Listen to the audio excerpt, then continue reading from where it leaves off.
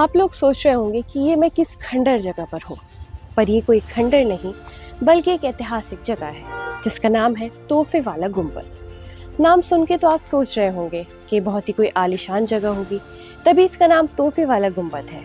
लेकिन आप देख सकते हैं जिस जगह पर चलने में भी मुश्किल हो रही है उसका क्या इतिहास होगा। जैसे कि अगर मैं आपको अंदर लेके चलूँ तो आप देख सकते हैं यहाँ के हालात बहुत ख़राब हैं। ये जगह मौजूद है शाहपुर जाट में, एक ऐसी जगह जहाँ पे आपको कैफ़े, स्टूडियोज़ और डिज़ाइनर स्टूडियोज़ मिलेंगे। लेकिन यहाँ पे मौजूद है ये जगह जो माना जाता है कि पहले एक मस्जिद थी। क्या था इसका इतिहास और क्यों है ये इतनी बुरी कंडीशन में, आइए जानते हैं।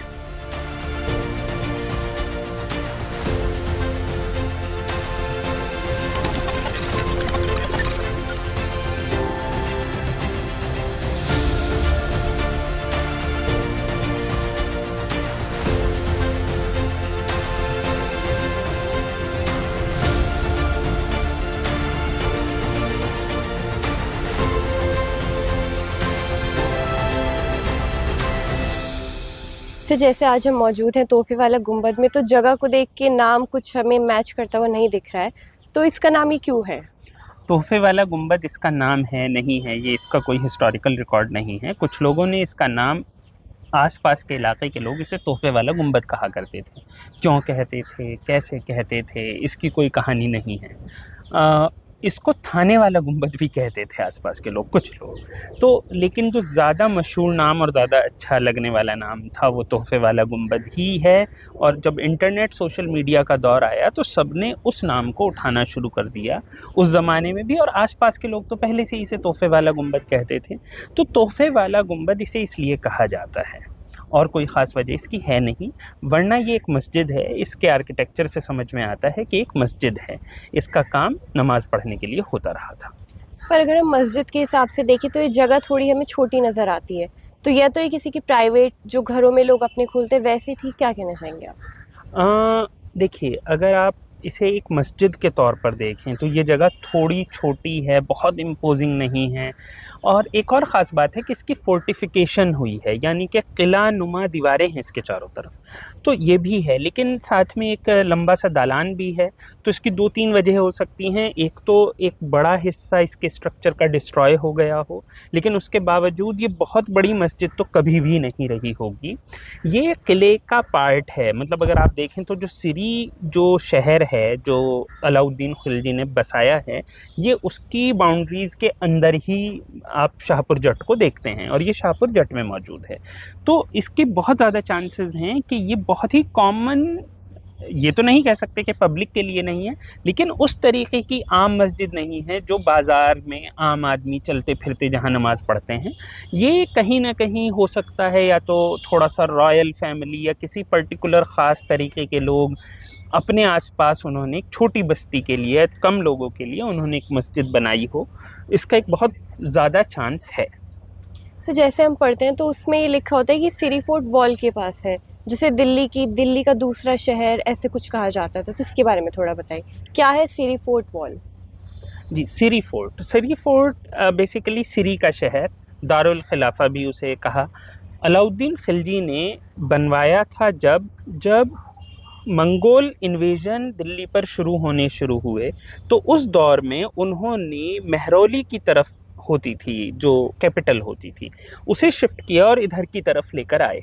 और वो जो शिफ्ट किया उन्होंने कैपिटल को उस दौर में, उस कैपिटल शिफ्ट करने से पूरा का पूरा, ऐसा तो है नहीं कि एक छोटी सी चीज़ होती थी, किला बनता था, महल बनते थे, पूरा का पूरा एक तरीके से शहर बसता था। कम्युनिकेशन लाइंस ऐसी तो होती नहीं थी, कार वगैरह नहीं होती थी। तो अगर आप देखें तो महरौली और शाहपुर जट की दूरी काफ़ी देर की दूरी है। तो ये दो अलग अलग कैपिटल सिटी थी। पहले महरौली है, महरौली के बाद अगला शहर ये बसा। इसी तरीके से बाद में शाहजहाँ जब बनवाएंगे तो शाहजहानाबाद, जो कि आज पुरानी दिल्ली कहलाती है, वो बनवाएंगे। तो इस तरीके से बाद में लुटियंस दिल्ली भी बनेगी, जो अंग्रेज़ बसाएंगे, जो कि एक दूसरी जगह मौजूद है जहाँ पर आज के टाइम में हमारे संसद भवन, राष्ट्रपति भवन एट्सेट्रा होते हैं। तो ये एक तरीके से सेंटर ऑफ पावर थी during the times of Alauddin Khilji, यानी कि 13th सेंचुरी के एंड और 14th सेंचुरी की शुरुआत में।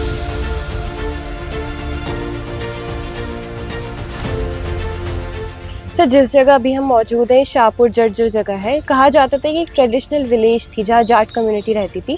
ट्रेडिशनल से मॉडर्न की तरफ ये बहुत ज़्यादा आ गया है, तो उसके बारे में आपका क्या कहना है? जी, इसके बारे में एक छोटी सी बात, ये दिल्ली का बनना और दिल्ली के अर्बनाइजेशन पर एक नज़र डाली जाए तो आप इस बात पर गौर करेंगी कि दिल्ली बेसिकली बहुत सारे किले हैं और उनके आसपास छोटे छोटे गांव हैं। गांव की जो इतिहास हैं वो अलग अलग वजह से हैं। बहुत सी बार वो इस वजह से हैं कि कुछ ख़ास तरीके के लोग कुछ ख़ास जगह रहते थे, लेकिन वो सब गांव हैं। जैसे मुनीर का एक विलेज था, हौस ख़ास एक विलेज है, या फिर ये सब बेसिकली छोटे छोटे छोटे गांव थे। तो दिल्ली में आपको दो तरीके की जगह मिलती हैं। इवन लुटियंस दिल्ली के टाइम भी बहुत सारे गांव जो थे वो एक्वायर किए गए थे, शायद आपको ये बात मालूम हो। तो ये छोटे छोटे गांव हुआ करते थे। तो जाहिर सी बात है दिल्ली में जो भी आपको जितना भी अर्बनाइज्ड एरिया मिले वो ज़्यादातर गांव का इलाका है। अब आते हैं शाहपुर जट पर, और यहाँ पर जाटों की आबादी बहुत थी। दिल्ली के आसपास अगर आप देखें तो कौन कौन है, आपको गुड़गांव, नोएडा और आपका गाज़ियाबाद, अगर आप इन इलाकों में जाएं तो यहाँ पे गांव के लोग होते हैं जाट, गुज्जर, मेवाती। तो यही लोग लगभग आपको यहाँ पर भी ट्रांसलेट होते हुए दिखाई देते हैं क्योंकि उसी इलाके में पड़ता है। तो ये जाट शाहपुर जट इसके नाम से नज़र आता है, या शाहपुर जाट जो भी आप कहें। तो ये उनका इलाका था, लेकिन जब वक्त आया, लोगों मतलब एक्सपेंड की दिल्ली ने, तो यहाँ पर एक तरीके से फ़ैशन हब बना। यहाँ पे आप देखें, यहाँ पे बुटीक्स हैं, फैशन डिज़ाइनर्स हैं, यहाँ पे स्टूडियोज़ हैं, यहाँ पर सब कुछ है।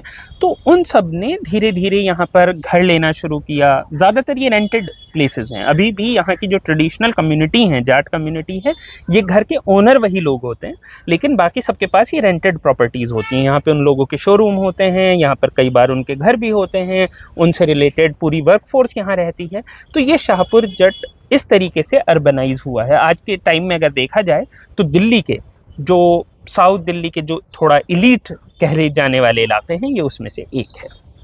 जैसे अभी आपने बोला कि एलीट कहे जाने वाले इलाकों में से एक है, तो यहाँ पे बहुत चीज़ें बदली हैं। जैसे आपने बताया स्टूडियोज़ वगैरह हैं, तो आपको नहीं लगता इस जगह को बेहतर बना के प्रमोट करना चाहिए ताकि ज़्यादा से ज़्यादा लोग इस तरफ आएँ? ये तो शायद ज़रूरी था, और शायद पिछले कुछ दिन में यहाँ पर ऐसा हुआ भी है।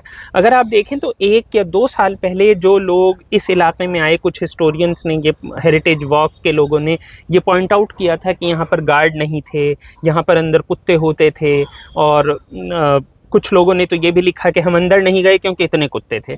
लेकिन आज जब हम आए तो यहाँ पर एक बेसिक साफ़ सफाई भी थी, यहाँ पर अंदर गार्ड भी थे, गार्ड साहब अपनी मुस्तैदी पर थे। उसके अलावा यहाँ पर अंदर कुत्ते नहीं थे, एक बेसिक है। और गार्ड साहब का भी ये कहना था कि लोग यहाँ आते नहीं हैं, हम पहले हैं पूरे दिन में जो यहाँ आए हैं। आसपास के जो ऑफिसेज़ में काम करने वाले लोग हैं वो ज़रूर आते हैं, अपने ब्रेक के टाइम आते हैं, थोड़ा बहुत चहलकदमी करते हुए सिगरेट वगैरह पीते हैं और चले जाते हैं। इससे ज़्यादा यहाँ पर कोई नहीं आता है। ये तो सच्चाई है, लेकिन थोड़ा सा सुधार हुआ है, लेकिन शायद इससे ज़्यादा सुधार होना चाहिए। इसका थोड़ा सा प्रमोशन होना चाहिए। जो टूरिज़्म की बुक्स होती हैं, जब टूरिस्ट आते हैं दिल्ली में, तो उन्हें इस बारे में बताया जाना चाहिए। और ये एक अच्छी जगह हो सकती है। अगर कोई हिंदुस्तान के बाहर से मान लीजिए दिल्ली आ रहा है, तो उसे हम दिखा सकते हैं एक ही जगह पर भारतीय ड्रेसेस बाहर बुटीक्स में बिक रही है, और साथ में उससे भी पुरानी सभ्यता जो कि यहाँ पर एक तोहफे वाले गुंबद के तौर पर, और आसपास और भी जगहें हैं शाहपुर जट में या फिर सिरी फोर्ट के आसपास, तो वो जगहें भी उन्हें प्रमोट की जाएं कि हम एक साथ उन्हें दिखाएं कि भारत का एक सफ़र है। लगभग 800 साल का इतिहास एक गली में आपको देखने को मिलता है। एक तरफ आप 21वीं सदी के कपड़े ख़रीद रहे हैं, एक तरफ आप 14वीं सदी के शुरुआत में बनी हुई मस्जिद देख रहे हैं।